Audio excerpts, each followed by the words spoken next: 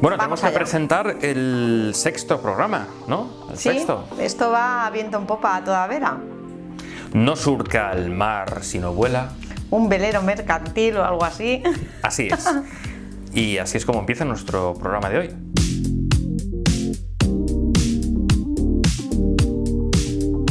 Hola amigos y bienvenidos una vez más a este programa Aprendiendo Bioautosanación. Y para hablar de los temas interesantes de descodificación, ¿quién está con nosotros una vez más? Pues mi amiga y colaboradora, Sonia. Hola a todos, ¿qué tal? Pues nada, voy a empezar con mis preguntitas. ¿Preparado? Estoy preparado y listo para ver todo lo que me vas a preguntar. Bueno, pues en el capítulo anterior de nuestros programitas hablamos de Hammer, pero claro, luego pensé que la gente no sabrá quién es Hammer y es muy importante porque en realidad fue el precursor de este tipo de medicina y de sanación.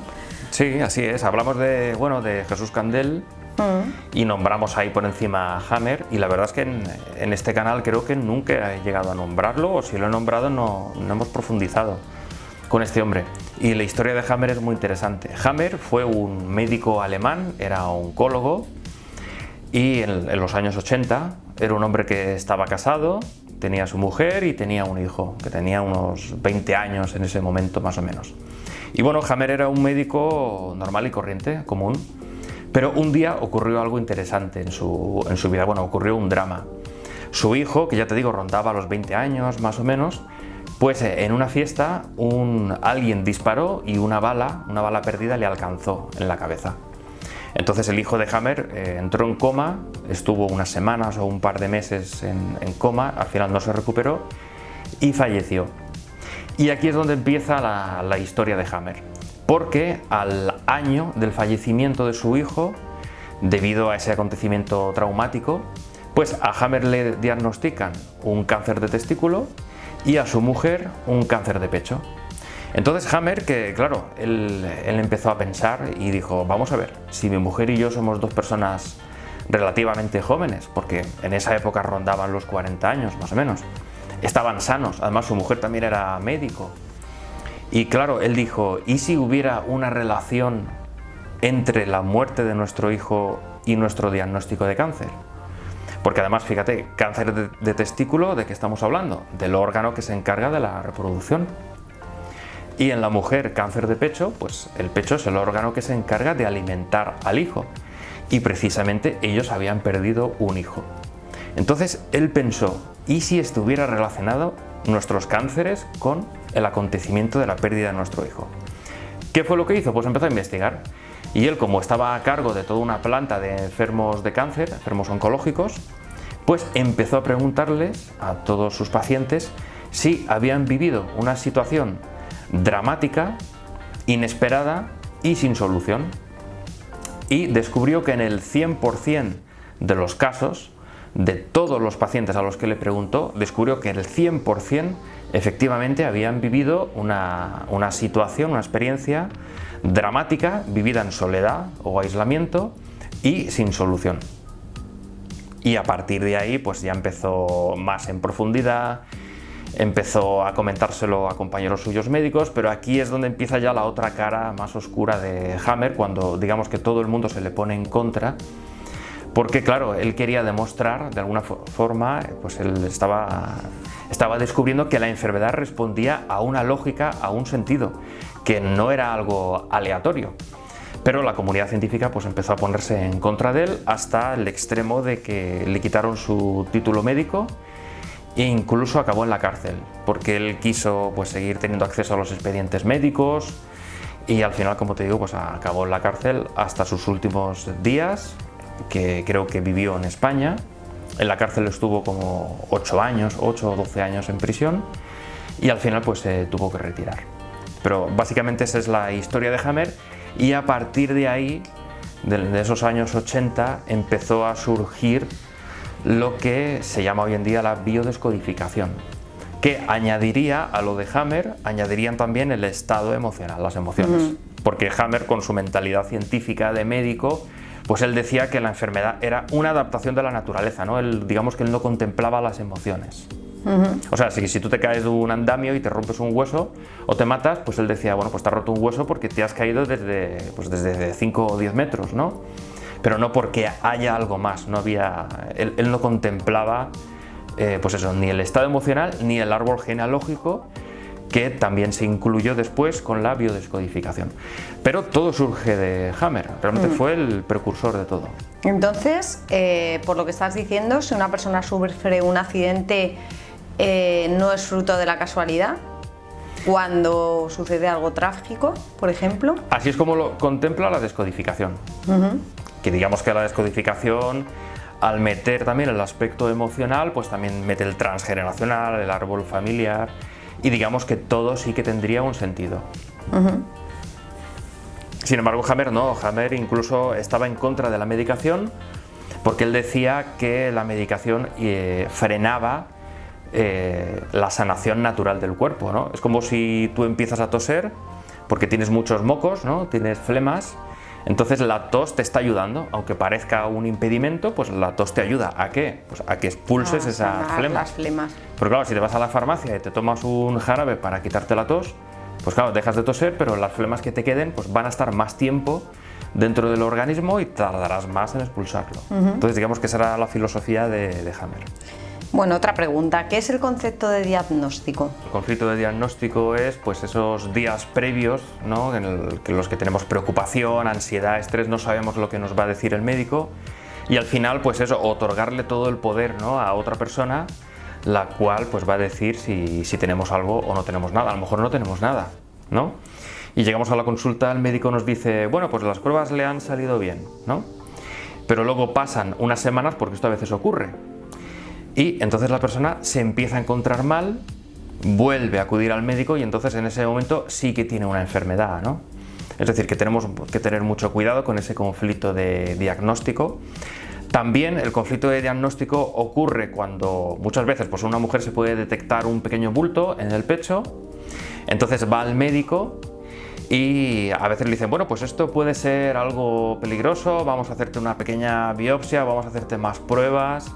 Entonces ahí entraría también el conflicto de diagnóstico, lo cual genera una situación de estrés, y ese estrés es negativo porque quizás ese quiste al cabo de pocos días o semanas el cuerpo lo va a volver a reabsorber, pero cuando entramos en ese estrés, el estrés lo que hace es frenar esa posible reabsorción del quiste, con lo cual tenemos que tener mucho cuidado. Al final el médico es una persona que se puede equivocar o el diagnóstico que nos puede dar a lo mejor no es tan negativo, es decir, que todo se puede gestionar. Por tanto, tenemos que tener mucho cuidado cuando acudimos al médico y nos tiene que dar cualquier tipo de diagnóstico. Y una persona que tiene cáncer, se habla mucho de la metástasis después de haber cogido la enfermedad. ¿Qué sería la metástasis? Bueno, pues la metástasis es lo que ocurre después del conflicto de diagnóstico. Es decir, ya tengo un estrés, ya tengo una enfermedad o posible enfermedad, pues después de ese diagnóstico se me genera un nuevo conflicto. Digamos que la metástasis, la medicina dice que es un cáncer en un órgano que se extiende a otro órgano. La descodificación lo que diría, por el contrario, es que tenemos un conflicto y ese conflicto nos ha generado otro conflicto. Es decir, el estar enfermo es un problema y me va a derivar en otro. Vamos a poner un ejemplo porque con el ejemplo se va a entender claro. Seguro que mejor. El médico me diagnostica que tengo cáncer de estómago, por ejemplo, ¿no? Entonces cuando el médico me dice, es que usted tiene cáncer, tenemos que empezar todo el tratamiento de quimioterapia, etcétera. Entonces, eso es un batacazo que yo me llevo, ¿no? Sí, claro. Me han diagnosticado un cáncer de estómago. Entonces, a partir de cómo yo viva ese conflicto de diagnóstico, es decir, usted tiene cáncer, si a mí lo que más me preocupa, por ejemplo, es morirme, o sea, tengo cáncer, me voy a morir, que suele ser lo más habitual pensar que vamos a morir, pues entonces se va a generar otro cáncer en el órgano que se encarga de gestionar la vida y la muerte, que sería el pulmón. Entonces, un cáncer en el pulmón, para de alguna forma hacer el pulmón más grande, porque el cáncer lo que genera es eso, hacer ese órgano más grande y tener mayor capacidad de respirar y de esa forma no morir. Pero no es una metástasis, es decir, no quiere decir que el cáncer se extienda del estómago al pulmón. sino que de un conflicto inicial se ha generado un segundo conflicto. Pero vamos a suponer que yo no tengo miedo a morirme, que eso a mí me da exactamente igual. Sí. Pero sí me preocupan mucho mis hijos, y a lo mejor tengo hijos pequeños. Entonces yo pienso, ¿y si me muero? ¿Qué va a ser de mis hijos? Entonces, ¿no? Sería metástasis ahí. En una mujer sí, en una mujer perfectamente podría ser en un cáncer de pecho. ¿Cómo voy a alimentar ahora a mis hijos? Podría ser también, por ejemplo, en un hombre, podría ser en el hígado, porque el hígado es el órgano que se encarga de gestionar el alimento. El hígado es como un reservorio, ¿no?, del cuerpo. Entonces luego podría tener un cáncer en el hígado, y en la mujer pues en el hígado también, o en el pecho, como bien has dicho. Pero no es una metástasis, o sea, no es que se extienda el cáncer a otro órgano, sino que el conflicto de diagnóstico me ha generado un nuevo conflicto, en este caso un cáncer en otro órgano. Y la metástasis general en todo el cuerpo es cuando ya mi preocupación es máxima, ¿no? Ya me preocupa todo de mi entorno. Entonces al final pues el cáncer se extiende a todas las partes del cuerpo. Sí. Cuando se hace una sesión con biodescodificación muchas veces se habla de la cuarentena. ¿Qué sería la cuarentena? Bueno, la cuarentena para mí es de las cosas más complejas de entender y también de las más polémicas, ¿eh? Porque claro, cuando una persona ya tiene una enfermedad grave, como el caso del cáncer, que es lo que estamos hablando, pues claro, no hay una frase que dice a grandes males, grandes remedios. Pues entonces, si me diagnostican un cáncer, a lo mejor ya con metástasis, pues quizás me tengo que plantear la opción de desaparecer. Entonces eso es lo que se llama la cuarentena, ausentarme 40 días, que 40 es simbólico, a lo mejor en algunos casos no son 40 días, a lo mejor te tienes que ausentar toda tu vida y desaparecer de tu entorno. Porque muchas veces esa es la última solución, o es la única solución posible, ¿no? Como te digo, a grandes males, grandes remedios. Y Enrique Corbera acuñó una frase que se hizo popular. Él dijo que una persona cuando tiene un cáncer, lo que tiene que hacer es darle la vuelta a su vida como si fuera un calcetín. O sea, cambiar por completo. Y tú nunca vas a poder cambiar por completo si estás enfermo de cáncer y continúas en tu casa, continúas viendo a tu familia, continúas con tu marido o con tu mujer o con tu trabajo, porque hay gente enferma de cáncer que puede continuar en su trabajo. Es decir, tienes que salir de ese ambiente. ¿Por qué? Pues porque muchas veces ese ambiente en el que tú estás todos los días es el causante de tu cáncer. Del cáncer. Entonces, si sigues ahí, no te vas a sanar. Al contrario, vas a morir. Entonces, esto, como te digo, es polémico porque mucha gente dice, pero vamos a ver, si una persona que tiene cáncer, lo primero que necesita es a la familia, porque la familia es el principal apoyo. Pero muchas veces la familia también te ahoga y te asfixia. De hecho, yo conozco un caso de una persona que le dijeron que se iba a morir, tenía un cáncer de testículos, creo, y ya no podían hacer nada por él, que lo conocí en Cuba en un viaje que hice y había ido allí a morir, literalmente. Vamos, que se habían pasado 5 años y estaba más sano que una manzana. O sea, que no se murió. No se murió. Lo dejó todo y hizo una nueva vida en la que era feliz. Y está vivito y coleando, vamos. Pues fíjate, lo que tú me has comentado es lo que se llama en medicina la remisión espontánea, que esto lo contempla la medicina, pero tampoco lo ha investigado, es decir, es un concepto que ellos tienen ahí, pero no saben explicar el porqué. Es decir, la remisión espontánea a veces ocurre. Una persona que tiene cáncer con metástasis, de repente su cuerpo puede eliminarlo. Pero ya te digo, no saben el por qué, lo tienen ahí, lo contemplan. Sí, además hace poco vi en la tele un caso de una persona que tenía el SIDA 15 años y sin medicación lo había remitido. Están investigándolo. Están investigándolo, pero claro, ya no lo pueden investigar o no lo pueden de alguna forma demostrar de una forma médica, científica, ¿no? Porque rompería el paradigma médico, ¿no? De que la metástasis pues no tiene cura y bueno, de hecho, muchas veces los pronósticos son de 6 meses, de 8 meses, a usted le quedan 6 meses de vida, ¿no? Sí.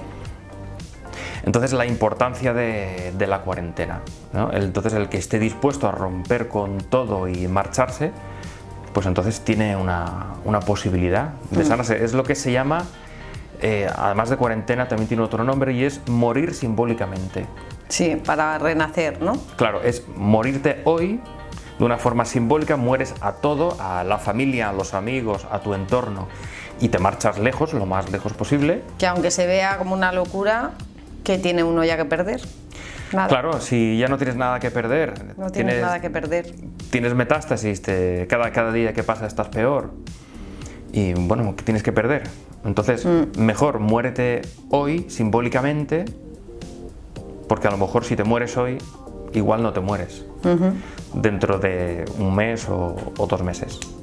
Pero claro, también hay que ser valiente, ¿no? Para hacer eso, no todo el mundo. Siempre hay alguna atadura de y mis hijos, y no mi familia, mi mujer, ¿qué van a pensar?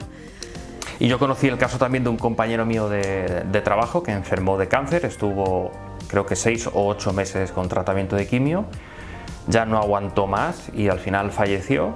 Y a los pocos meses, una amiga cercana a este compañero, ¿sabes lo que me dijo? ¿Qué? Que fue a visitarlo semanas antes de fallecer, y él ya estaba mal, ya estaba en la cama, ya no tenía fuerza, no se podía levantar. Y le dijo a esta amiga, le dice, si pudiera, cogería el coche ahora mismo y me largaba de aquí. Es decir, que de alguna forma, en lo más profundo de nosotros, en esas neuronas cerebrales que las tenemos dormidas, en el fondo sabemos lo que tenemos que hacer. Escapar. Pero no lo hacemos, ¿no? Y al final lo decimos cuando ya nuestro cuerpo ya no tiene energía ninguna para hacerlo. Pero fíjate, la inteligencia, ¿no? Dijo, si pudiera, cogía mi coche y me largaba de aquí. Estaba harto ya de los cuidados de la familia, de tener a los de estar amigos postrado ahí. en una cama, con dolores, viéndose imposibilitado. Se tiene que sufrir mucho. Nada, esa es la cuarentena que ha sido muy criticada por mucha gente, que critica, que dice, vamos a ver, pero si la familia es lo primero, que la familia es la primera la que apoya al enfermo. Bueno, pues a veces tenemos que... A veces lo asfixia más que apoyarlo. O es un lastre para él, una obligación. Bueno, pues nada, vamos a dar paso a un vídeo de Moisés García, muy interesante como siempre. Espero que os guste la emoción oculta. Hasta pronto.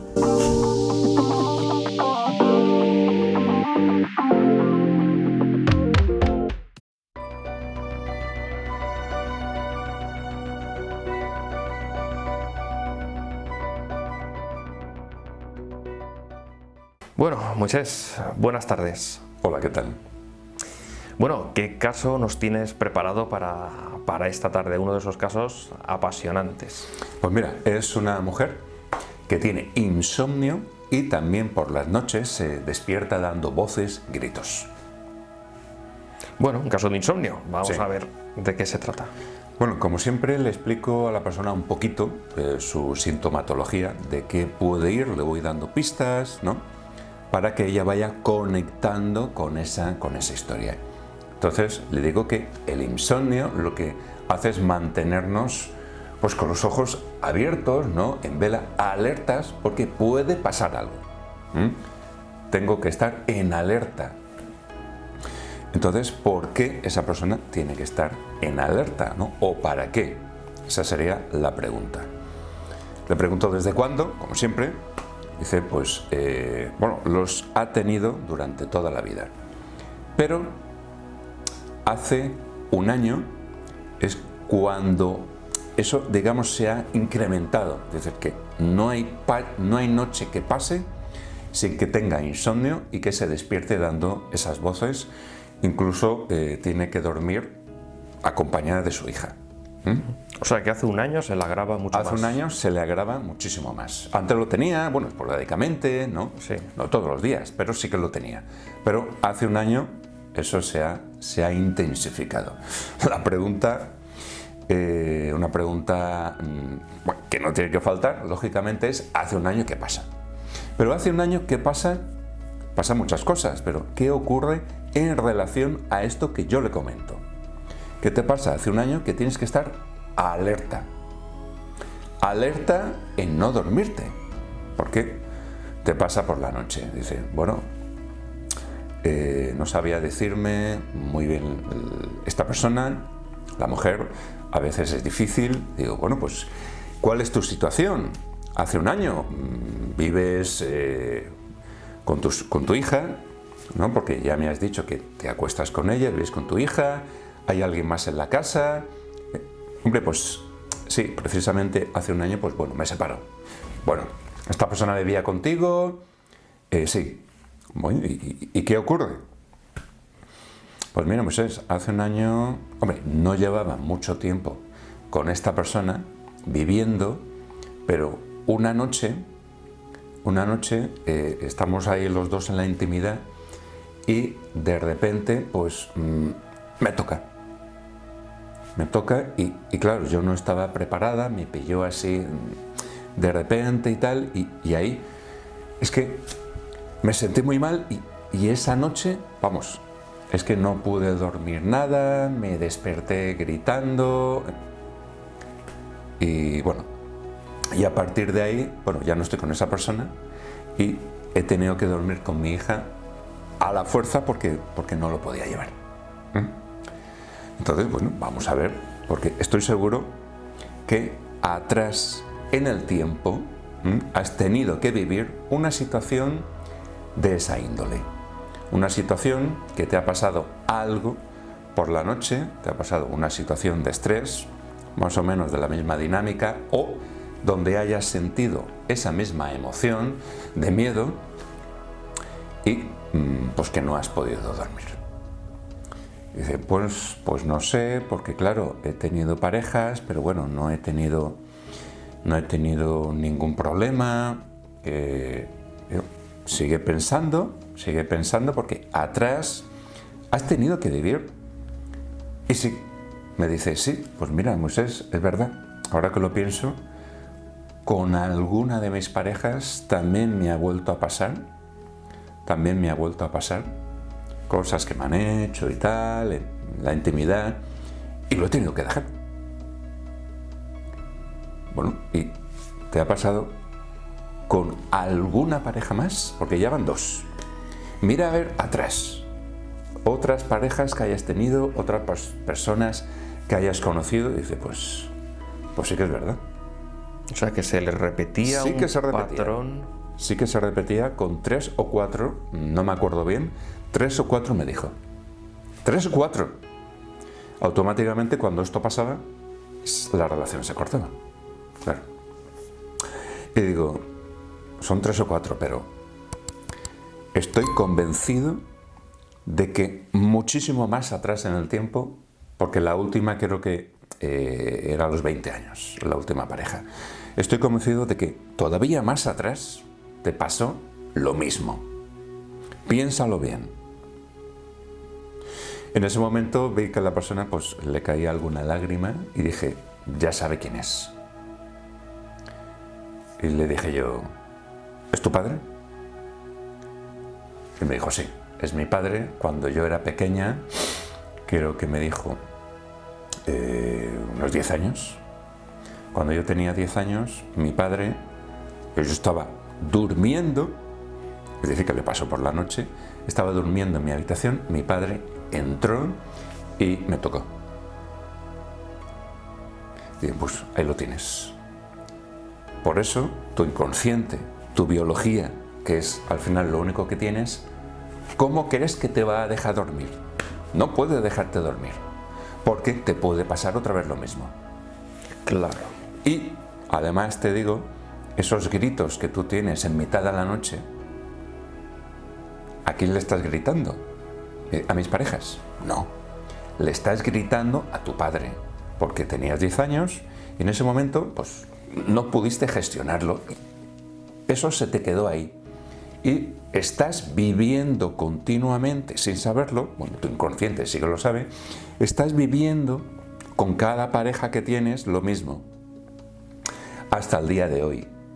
Por eso no puedes dormir y por eso esas voces son las que tienes tú ahí en el recuerdo. Y necesitas también dormir acompañada con tu hija, porque de esta forma te sientes más protegida. Bueno, increíble. O sea, se puede decir que esos miedos o terrores de niña los fue arrastrando durante toda su vida. Claro. Muchas gracias, Moisés. Un caso realmente increíble. Nos veremos pronto. Hasta luego, Jesús.